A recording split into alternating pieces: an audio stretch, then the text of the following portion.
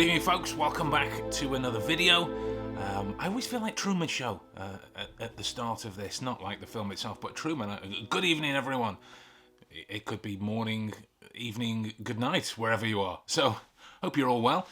Welcome back to another video. And if this is your first time to the channel, let me introduce myself. My name is Ben Cardle, author of the best-selling book, The Monographs. Thankfully, the best-selling book, The Monographs, which details the real-world methods for the skill set of Sherlock Holmes, how to develop them for yourself, how to train them, and how to read this kind of information in people, objects, things, scenes, settings, scenarios, and to use it for the protection of yourselves and those around you. And I now spend my days teaching people from all over the planet, from all kinds of backgrounds, how to do it too.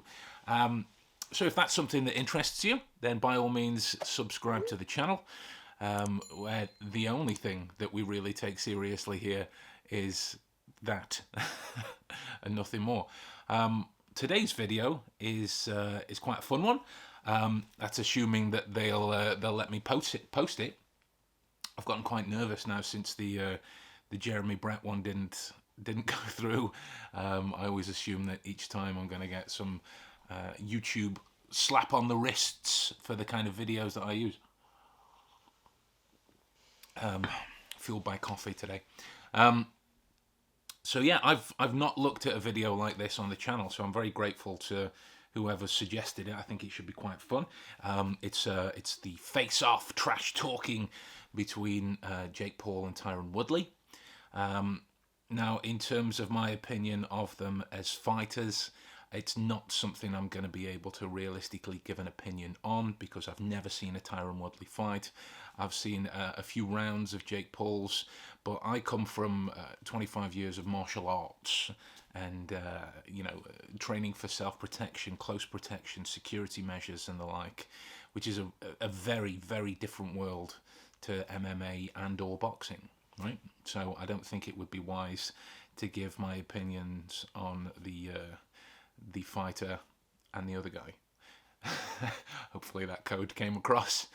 So it's not going to be about that today. But what I would imagine, based upon the setup, is this will be more about the showmanship of masculinity and the psychological tactics of trying to get into your opponent's head. And it strikes at a particular chord at the moment because within the behavioral science world, there is a lot of anger towards these kind of videos and the harm that they're doing if you're not putting out the proper way that a read of a person should be done.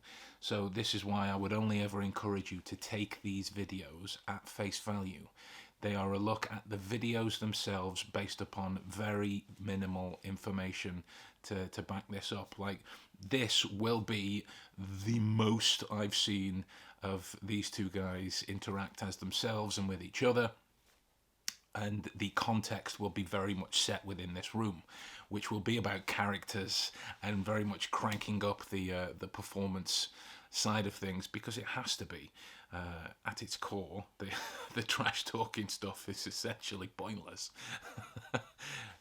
in my opinion, when it comes to the nature of the fight. Anyway, so that's what these videos are. They are a look at contextual reads based on first analysis alone. Real life doesn't come with the chance for you to be able to pause, rewind and re-examine certain concepts and things that you've seen, making your reads in reality very different to how they are here. But ultimately it's two different streams, so let's use it to our advantage to practice certain things. So with that in mind, I know a great many of you seem to get triggered at how often I talk, but if I didn't explain this stuff, it wouldn't be one of these kind of videos. You'd just be watching a bearded guy watching this, and that ain't no fun. Right, so let's have a look and see what's going on. If you can hear what sounds like an ASMR clip in the background, that's my puppy giving her paws a thoroughly good cleaning.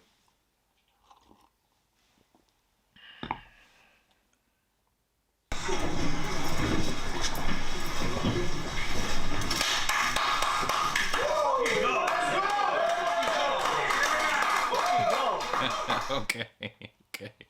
I like that, first of all. The showman versus the experience. Clearly, I'm understanding, like, Tyron already is in a position where he's exhibiting behaviors just from that. The words that fit those kind of behaviors would be that this kid, right? Belittling the experience of what's about to happen. It's not so much about the show as it is about them two coming together. And what we can expect. I didn't get that. Could you try again? I didn't ask you anything, Siri. Be quiet. We'll cut that out. But yeah, let's keep going. This is dope. I talking? Jake's clearly a very colourful character. We good? Yes, we're gonna face off. All right, so face it off. Big fight here announced. Woodley hasn't won a fight, 4 fights. Jake Paul. They're saying he's the new king of boxing, biggest draw there is. MMA guys saying it's all on him. Boxing versus MMA. Who you work for? Neither of you. What's the big... It's a good point, right? It's a good point. Those kind of scenarios where both camps are kind of mixing. There would be fans, press, the guys from Fight Hype are clearly there, and they would all have their own opinions on who's the better fighter, how it's going to go, all of this kind of thing. You know, after all, these kind of opinions are why gambling exists and the like. But what we can see from their behaviour is their control of adrenaline levels and the rising or depleting levels of cortisol within the system, because it would interact with their movement, in particular their feet, right? The very nature of this kind of display, you're supposed to be in close quarter context, no backing down. It's supposed to be very confrontational for the showmanship element. So what we'll see, if at all, is the movement within the feet when they start to feel those levels rising, whether that be for the sake of somebody becoming angry, about to strike, which has happened in these types of events before, or it could be for the sake of that fear creeping up, you know. Cortisol rises for many different reasons. But ultimately, what we've got here in terms of a body language display, because we can't see the feet, is Jake immediately stepping into that psychological position of being the literal taller guy. The literal taller guy. You will find that in the scenario, in order to try and make the shorter person feel shorter, there's a lot of looking down your nose at them. Chin forward to make you seem bigger, to seem more hulking. It's very Darwinian in those kind of behavioral responses. But after all, this type of event at its core is a primal behavior. You know, you'll see a lot of chest proud tightening, shoulders back, jaw clenched and the like, which I imagine we won't see too much of with these guys because they have remarkable beards. But yeah, that's immediately what we're getting here from Jake's noseline. You think of the way we see it on a visual level from certain cinematographers if they're ever shooting something as part of a scene where it's designed to make somebody seem more threatening or more imposing, or you know, words to that effect, in order to create the felt state for the audience as the smaller character. They will shoot it from below. We see this here reflected in the position of his chin. Right, that's what people are coming to see. You lost 4, I won 4. You're world champ, bro. Not anymore. Not anymore. 5 world champions. Go You brush. can't pay rent with those belts. See, that was about to get into one of these kind of stag kind of moments. I say something.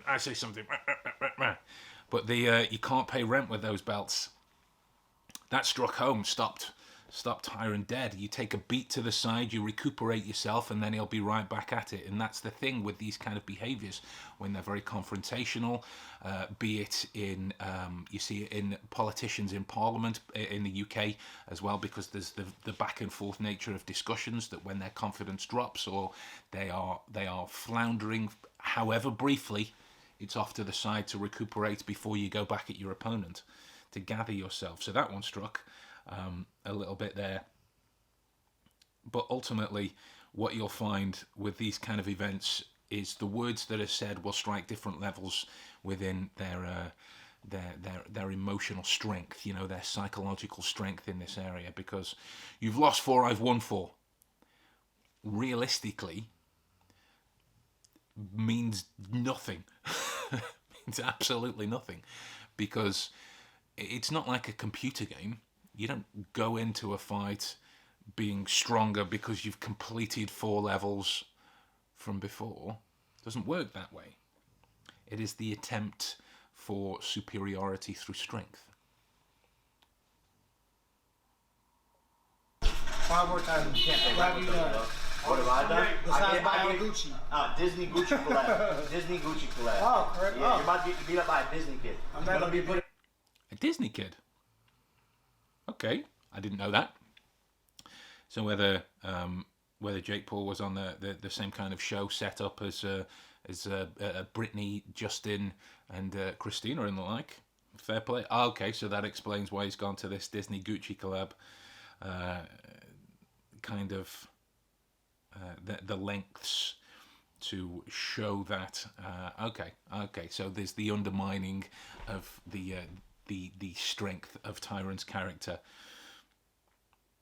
But ultimately, you could do that just as easily with a Disney T-shirt. The Gucci thing is particularly noteworthy, as I've heard with a number of Jake Paul fights and interviews.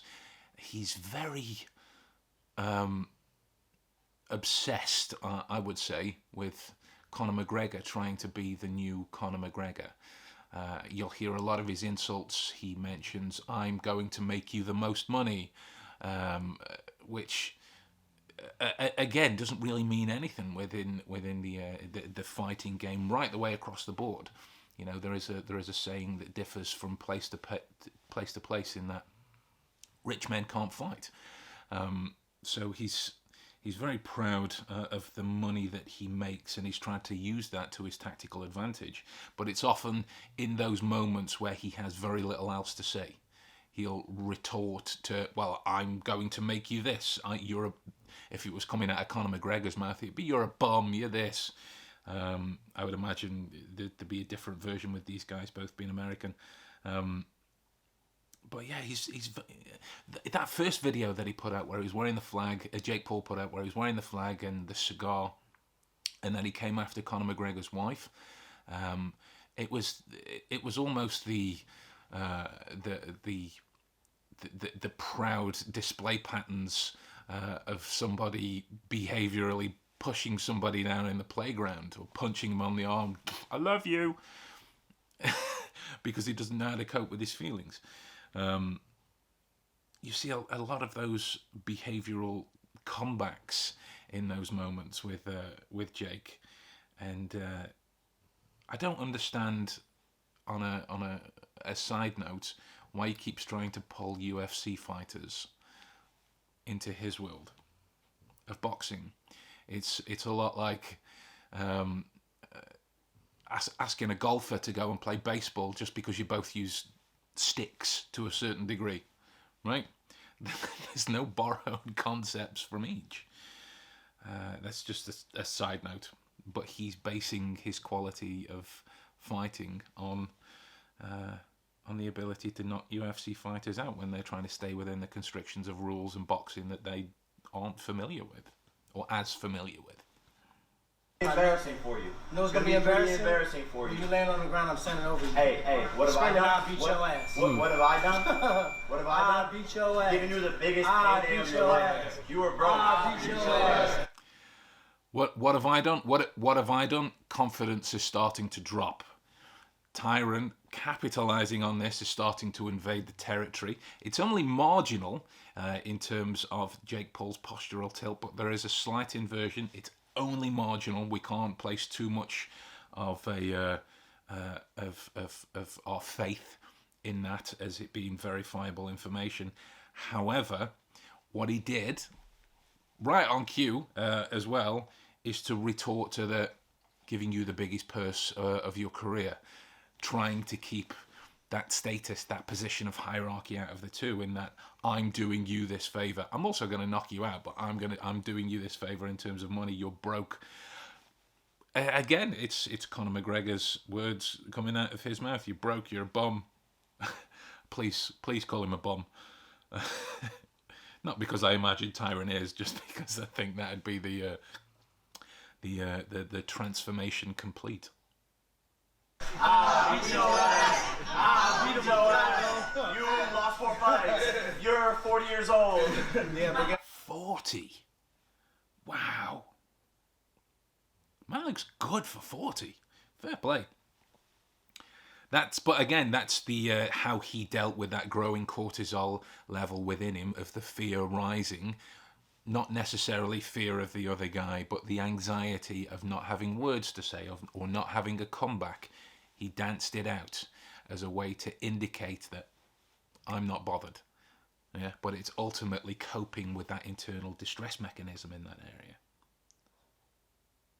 You've lost 4 fights, you're 40 years old. Fair play. But again, ultimately means nothing. If you look at Mayweather and his and Logan's fight, other than it being a joke, I've no idea exactly how old Mayweather is, but the age difference is comparative there between the two guys. I know Mayweather's over 40, and Mayweather, if he were to fight properly, would have absolutely annihilated him. So the age isn't a factor. The age is not a factor. So this is very much the combat between experience and ego and showmanship and the like, and the battle between the characters that these guys are portraying. Because Jake might be a very, very different guy when the cameras are off. But you'll notice Tyron's movements are slow, controlled. He's held that same position that he's had throughout in terms of somebody just having a discussion. Holding your hands still is the reason for this, because with them both being fighters, the minute those levels start to get out of control, hands are the first thing to go. So if that happens, the more these levels rise within the two of them, the more active their hands will become. Yeah, you get knocked out. Yeah. You shaking too. No problem. You shaking. More movement. I like when I get in front, I smell bitch. Yeah. Well, I smell some bad fucking breath. Yeah. You don't know about them. You've been in the bath. You've been in a COVID mask all night. You don't know about them boxing gloves. What do you know about? You don't know about it. You fought 3 times in your life. You don't know about I've been fighting since I was this tall. Yeah. Now that's interesting. That was like a father talking to their son. You know, and the kid starts to freak out and they're moving really erratically because they're losing a level of tension and control, and the father comes in to go, all right, just stop, and brings that commanding element. That happened. You don't know about them boxing gloves. What do you know about them boxing gloves? Jake's hands right back down. Interesting. Okay. No real macro level displays that are unexpected. Again, both very chest tight, very proud, shoulders back, chin up. More so for Jake, as we covered earlier. I got 30 fights in the street when you was on Disney. I was knocking people out in the street when you was on Disney. That's great. Now I do it professionally. Now I'm going to do it in the speed bag. What is speed bags in the gym? Because that's what he is, a speed bag. One round, you down. One round, you down. So they're both at their levels. They're starting to creep now. Jake's starting to speak a little bit faster. Not stuttering, he's just starting to speak a little bit faster. Tyron's starting to move. The hands are coming out. these levels are starting to grow in this area, and they both know it, because you'll note that these particularly chin-proud elements have started to marginally drop. Okay, it's like the bladed stance in pre-violent behavior, but on a minimal level. Okay. What I do like about it's a weird thing to say about the nature of insults in this area, because ultimately that's why I think this whole kind of thing is pointless. Because let me use a weird example, and it's possibly the greatest thing I ever learned from how to manage the strength of mind and the strength of character that you need to have to deal with the haters, which on the internet is everywhere, right? So if you've ever watched Roadhouse, there is a particular scene in there when Patrick Swayze is talking to the team. If this happens, be nice. If this happens, be nice. If this happens, be nice. And I want you to be nice until it's time not to be nice, right? And then one guy in the background says, "What if he calls your mother a whore?" And Patrick Swayze just goes, without missing a beat, "Is she?" Because if she is, then perhaps that's cause for some offence, right? Or for some outrage. But if she isn't, what does it matter? That's like, yeah, your mum's a pineapple. She's not a pineapple. What does that matter? Right? So these moments will only strike a chord if they find particular resonance within the person. Like you noticed at the start when Jake said that you couldn't pay rent with those belts. Stop Tyron marginally because it struck a chord. Hey. And again, sorry, I know you guys hate that, but it was the same returned when Jake started to stutter and dance out. Remember when I asked your best friend? What you gonna do differently? I'm gonna What you gonna do differently? That's You were coaching your best friend. You were coaching your best friend. What you gonna do differently? Don't bitch out. Everybody You were here. coaching your best friend. Showtime. Adding a no bitch out clause for this. That's great. That's floundering on the part of Mr. Paul to try and seem hierarchically taller and physically taller. I knocked out your best friend. It's a direct attack on an emotional chord to try and knock you off your game, so to speak. Tyron's reaction, ultimately perfect. In this game, if you're both fighters, and whether you're best friends or not, one of you gets knocked out, that's part of the game. You learn from it, you retrain, you change your tactics, you do whatever it needs to as dictated by the reason that you got knocked out. Saying what you're going to do differently is like asking how long's a piece of string, realistically, if you're expecting an answer. Which is why Tyron immediately indicating that he recognised that response has no effect. Well, what are you going to do differently? I'm going to knock you out. That's the best answer to that he could have given. And once you start seeing me training and grinding, you gonna fucking go bitch. Once you start seeing me training and grinding, you go bitch. He gulped. He gulped. Let's watch it again. You can see it in the movement of the beard and the lips. See me training and grinding, you gonna fucking go bitch. Boom. Yeah. You gonna fake a hymen injury, put a restraint, and guess what? Go where your trainers at. We'll see. Jake's got nothing. Guess what? Against the best in the world, 5 world titles, 3-year reign. You're a bitch. In the fastest time ever. Weak, younger, Old faster, man, better, bitch stronger. made, and your breath smell like Veneman. Booty is cinnamon. First round. Veneman, hashtag Veneman. You're going down Booty is round, just like your best friend. Just like your best friend. How you gonna do it? Prediction. There we go. Levels are starting to get higher. They're both starting to move. Jake immediately indicating that he's got no other words left in the tank. Will probably go back to saying, "I'm going to make you loads of money," or words to that effect. but he resorted to that ultimately base behaviour of just talking over the other individual. Instead of having some witty retort or some shocking retort or some well thought through remark, you've shown that your levels have just gone, so younger, faster, better, stronger, younger, and just kept talking over somebody because you've ultimately got nothing else to say. But they're both starting to move more now. Hey, if you're so confident, listen up. How you gonna If do you're it? so confident, if you win, I'll double your How purse. you gonna do it? If you win, I'll double your purse. But if you lose,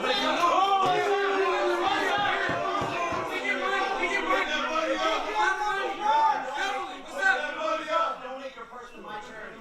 You don't know the deal. You don't know the deal. That, fair play to Jake, that's a good comeback.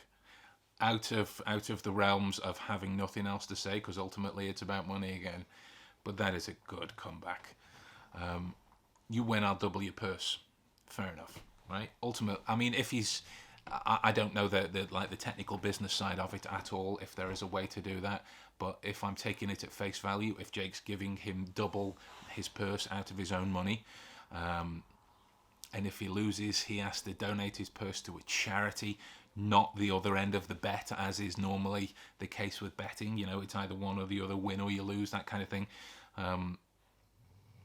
So yeah, that's a good answer. Sorry, a good tactic to keep you in the higher ground. That is, which is why Tyron, ultimately being a sharp character as what he is on a critical level, resorts to him being a charity because there's no response there. What would I say to that? I think the best probable response to that is, okay, I'll take the bet, but so long as there is a knockout clause to it, right? For either of these situations to happen, one of us has to get knocked out. Because if I'm putting myself in either of their shoes, as a fighter, I would take better being knocked out, because that is a loss then, unequivocally. You know, as opposed to some decision over points or it being split or, you know, blah, blah, blah. I'm not, it's the outcome of a fight isn't based on an opinion of what's happened then. However awesome the judges are, that's my kind of rationale of it and nothing more. I'm not expecting anybody to agree with it. That's just how I would understand that better moving forward. If I've been knocked out, I've unequivocally lost, and I know what I need to do better moving forwards. So to suggest that would be a great comeback, because you're ultimately showing, okay, I'm in, but are you in as far as me? Right? That's a good comeback in that area. Which you would only, I as an outsider can think of something like that because I'm not as involved. It might be very different if somebody's in my face having a go at me. You know, it's quite easy for me to talk objectively in this area.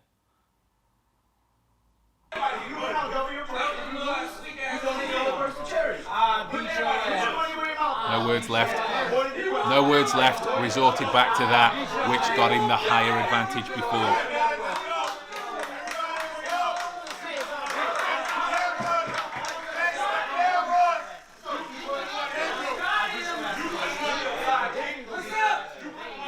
Hands higher. Territorial invasions. Brilliant.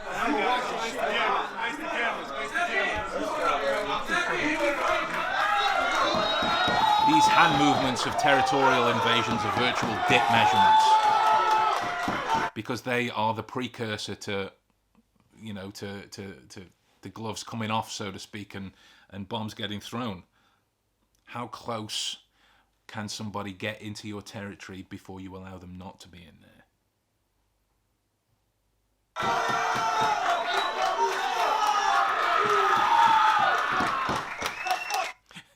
More Conor McGregor-esque behaviour. We've all seen that before in Conor's at the weigh-ins and the like. Oh, bless him. He's got an idol.